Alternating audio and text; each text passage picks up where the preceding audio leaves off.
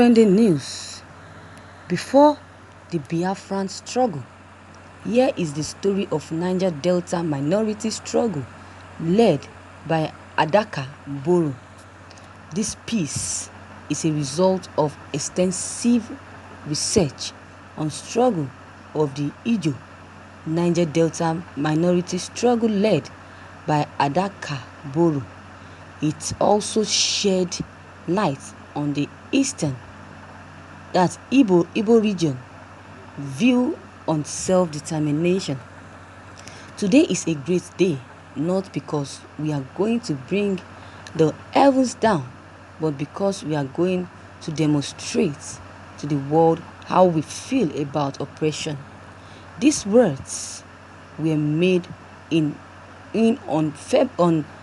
June 23, 2020 at 3 p.m. At about 5 p.m., the first shots were fired to begin the first struggle against minority oppression in Nigeria. On the 3rd of February 1966, Operation O began with the intent of dislodging federal police taking over Yenigua before 12 a.m. The Battle of Yenigua was led by Adaka Boro, the General Officer of Niger Delta Volunteer Service, with a strength of 159 soldiers. The battle was lost. Adaka and his troops were captured at the end. Boro was dismissed police officers who eventually proceeded to UNN to study chemistry and eventually became the SUG president of the school. He noticed, however, that there was a big distinction in national politics controlled by Hausa, Igbo and Yorubas. Ijo, being the fourth largest ethnic groups, had no one in the top echelon of Nigerian politics to drive the Ijo nation to prominence and freedom. The Ijos, numbering about 2 million, had not acquired infrastructure, unemployment, educational ability, and so on and so forth. Ijo nationality were under the eastern region, and that was another ongoing to their struggle. Here is the thing: there was no single industry situated in the region. They were all siloed in the outside Niger Delta. The fishery industry was 80 miles away at Aba. Tier boats at Ikpobo was headquartered at Enugu, with most of its staffs mostly non-Iju. More marginalization were felt in 1959 when the Niger Delta Congress won only one seat at the Federal House of Assembly through Melford Okilo in 1962 Eastern Regions election and 1964 federal election. NDC lost to the Igbo dominated. In the Eastern region, the House of Representatives, they had 4 against 110 and 2 out of 58 in the Mid-Eastern House. 1958, Adaka led a delegation to London to look into the plight of the minorities, leading to the set-up of Willings Commission and the institution of Niger Development Board. The stage was set. Tafawa Balewa was assassinated by a bloody coup led by Neziogu. Gen Agui Irosin took over as head of state then, but in Niger Delta region, something was brewing.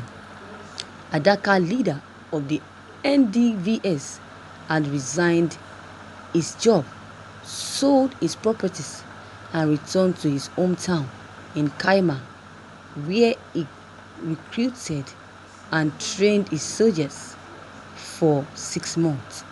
The battle, however, lasted for 12 days, after which he was arrested alongside his deputies and sentenced to death imprisonment. Yakubu overturned their death sentences and subsequently created Rivers State and made Spiff an Ijaw man and governor. It was a bittersweet victory.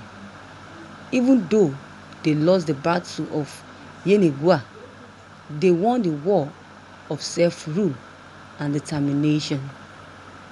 Thank you, viewers, for listening to this news. You see, the Igbos are oppressors. Yes, they are. They are conversions, and the only language you understand is money. Fine.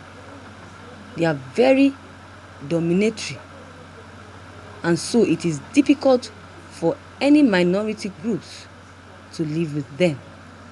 They believe that if you are not hardworking enough, you can never stay with them, because they love hardworking person. But they believe that if you're not hardworking and you come to stay with them, they also will be lazy. You bring down their lazy power, lazy ability, and they also will dance to your throne. That is the Igbo for you. The simple question I have is, how exposed and enlightened about politics were the Ijaws then? Where the Ijaws then?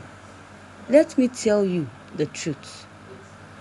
Where there is lack of knowledge, the people suffers. The Bible also said that. It happened to the Ijaws then, before they were not yet, because they were not yet enlightened by then. But when Mr. Adaka chose knowledge, his eyes got opened and they had liberation. So for instance, in my own village, we have up till now have marginalization from our local government, simply because we have never had people enlightened and involved in the system. It is now that our people are moving into politics, and we are having a little state and local government presence. So that does not mean that Igbos hate the Ijaws. That does not mean they hate the Ijaws. If Ijaws do, you would have been hearing them having one issue or the other today. But they have all the while been working together, trying to fix the old eastern region.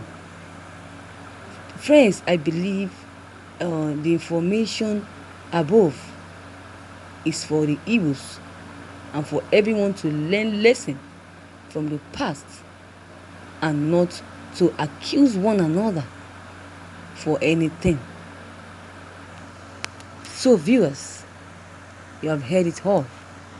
What is your take on this news? Your comment concerning this news is very important. Don't hesitate to drop them below the comment box. Click on the subscription button as well as the bell button to receive updates whenever I publish new videos. And don't forget, share and like this news as well. Thank you.